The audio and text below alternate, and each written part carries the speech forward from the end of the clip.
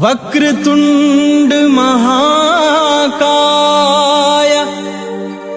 सूर्यकोटि समप्रभा निर्विघ्नं कुरु मे देव सर्वकार्येषु सर्वदा। प्रेम से बोलिए गणपति महाराज की। राजा राम राम राम जय सीता। गुरुर्ब्रह्मा गुरुर्विष्णु गुरुर्देवो महेश्वरः गुरुः साक्षात् परब्रह्म तस्मै श्री गुरवे नमः। राजा के सामने कुछ कह दिया। अब वहां से चले मन में विचार करने लगे कि इससे विवाह तब हो सकता है क्योंकि स्वयंवर है। तो कन्या क्या चाहती? कन्या चाहती कि मेरा पति सुंदर हो, मुझे सुंदर रूप कहां से मिलेगा? तो मन में विचार किया कि भगवान से बढ़कर कोई सुंदर नहीं है, तो हर स्तर मांगो सुंदरता जाकर भगवान से मांगो, आप अपना रूप दे दीजिए, सुंदरता दे दीजिए। तो नारद भगवान का ध्यान करने लगे। तो आप देखिए यहां पर संकेत क्या आता? संकेत क्या आता है कि जब नारद के मन में वैराग हुआ, सुमरत हरि श्राप गदबादी, तो भी भगवान का चिंतन, और जब राग पैदा हुआ तो भी भगवान का चिंतन कर रहे हैं। यह समतत्व है कि आपके जीवन में वैराग हो या राग हो, यदि आप भगवान का चिंतन करेंगे, भगवान के साथ चले जाएंगे, तो आपका पतन नहीं हो सकता है। भगवान गीता में कहते हैं कौनते पति जानी ममे भक्ता प्रणयसुत, की मेरे भक्त का पतन नहीं होता है। तो संकेत क्या? संकेत ही है कि यदि हम भगवान की भक्ति स्वीकार कर लें तो हमारा पतन नहीं होगा, भगवान की सुन स्वीकार कर लें। तो जैसे ही नारद ने भगवान का सुमरन किया तो प्रगटे प्रभु को तकी कृप, भगवान प्रकट हो गए। पूछे मुनिवर क्या बात है?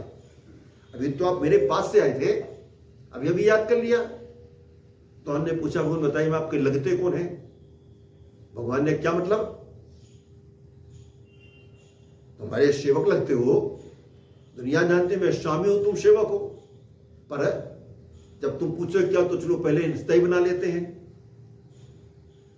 तो तुम मेरे सेवक हो। नारद जी ने कहा मानते हो? भगवान ने कहा कि जैसे सेवक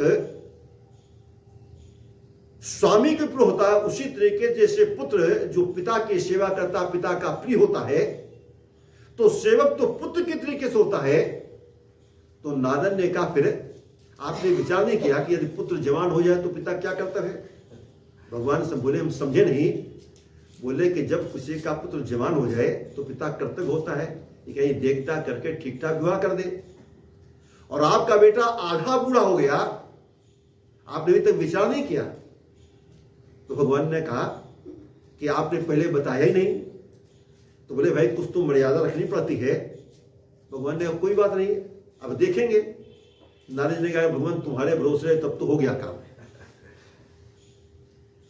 बोले कन्या हमने देख ली है।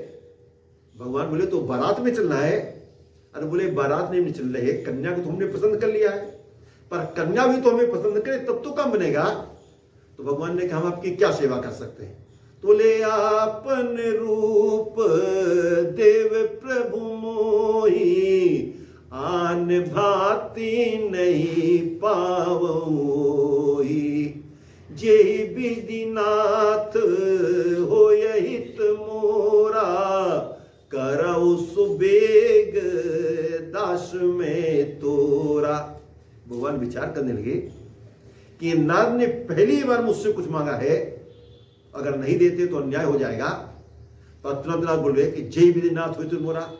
भगवान ने तुरंत कहा जय विधि नारद परम हित, नारद जिसमें तुम्हारा परम हित होगा वही हम करेंगे।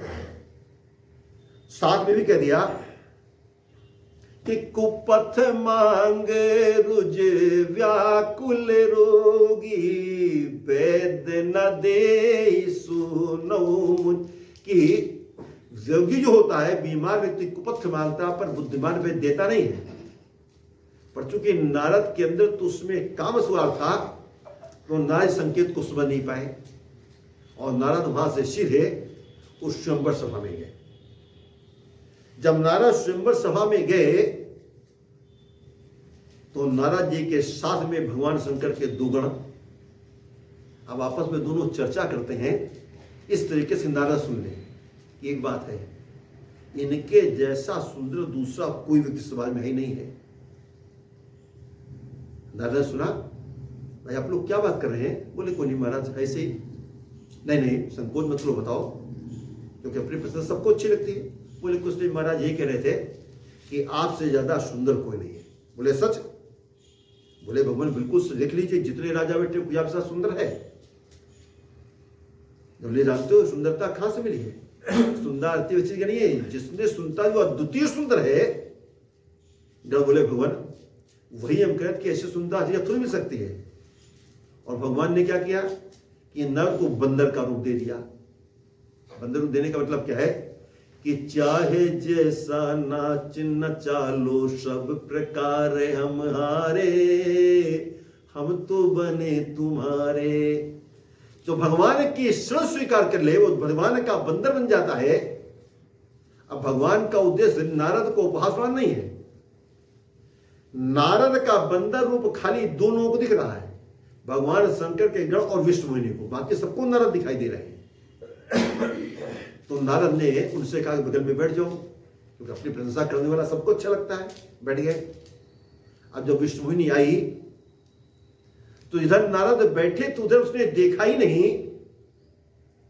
तात्पर्य क्या है कि जिधर भगवान का बंदर बैठा होता है, विश्व को मोहित करने वाली माया भगवान के बंदर को तो छोड़िए, बंदार भगवान का बंदर दिशा में बैठा हो तो उस दिशा में भी नहीं देखती है जो भगवान की माया है। अब जितने लोग उस दिशा में बैठे थे समझ में सोचते या कहां से आकर हमारी दिशा में बैठ गया, हमें तरफ देखा भी नहीं जा रहा है।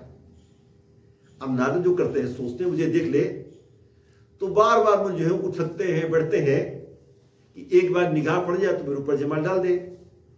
पर उसी समय धरे न देख राजा के पुत्र का वेश कर भगवान प्रकट हो गए और जयमाल जो थी विष्णु मोहिनी ने राजकुमार के डाल दी। जितने लोग थे सब राजा निराश हो गए। पर सबसे विकल कौन हुए? सबसे ज्यादा विकल हुए जाकर के नारद जी। जन छूट गई जैसे गांठ में बंधी हुई मणि छूट गई हो। मणि क्या है? राम भगत मणि। राम के भक्ति रूपी मणि जो है वो होती है मणि। और नाथ को लगाना बड़े विकल हुए। उन्होंने पूछा भगवान शंकर के गणों से कि क्यों जी, तुम तो कह रहा था मेरा विवाह होगा, पर मेरा विवाह क्यों नहीं हुआ? तुम तो कहते सबसे ज्यादा सुंदर है। भगवान शंकर गणों ने हंसते हुए कहा कि सुंदर तो अभी भी है, यदि मेरी बात पर विश्वास नहीं है जाकर दर्पण में चेहरा देख लो। अब दर्पण कांच तो मिला नहीं, तो नारद ने जाकर के जब जल में चेहरा देखा, बड़ा भयंकर रूप, तो बड़ा क्रोध हुआ और नारद ने क्रोध में श्राप दे दिया कि दाऊ निशाचर हो तुम कपटी पापी दो। दोनों थर थर कांपने लगे।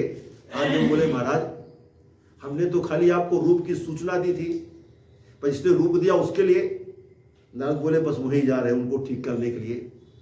अब नारद क्रोध से चल दिए भगवान के पास। भगवान बड़े कौतुकी हैं। बीच ही पंथ मिले धनुचारी, संग रमा सुई राजकुमारी। बीच रास्ते मिल गए, एक तरफ लक्ष्मी दूसरी तरफ विष्णु है। अब नारद ने जो दोनों का बड़ा गुस्सा आया कि हमारा एक विवाह नहीं होने, देखो दो दो लेकर के टहल रहे हैं। लाला के जले पे नमक वाली स्थिति हो गई। अब नारद जो थे दिले गाली देने उनको बड़ा बड़ा करके, तुम बड़े स्वार्थी हो, कपटी हो, स्वार्थ कपटी कुटिल तुम्हें सदा कपट व्यवहार। भगवान मुस्कुरा रहे थे, बोले बड़े बेशरम हो, तुमको गाली देने तुम स्वार्थी हो, कपटी हो, धूर्त हो, और तुम हंस रहे हो। भगवान बोले भाई एक नियम होता है कि जब शादी होती है तो कन्या पक्ष वाले गाली देते हैं, तो वहां गाली नहीं मिली, आप दिन हम सोच रहे हैं मेरा विवाह हो रहा है। अब नारद बड़ी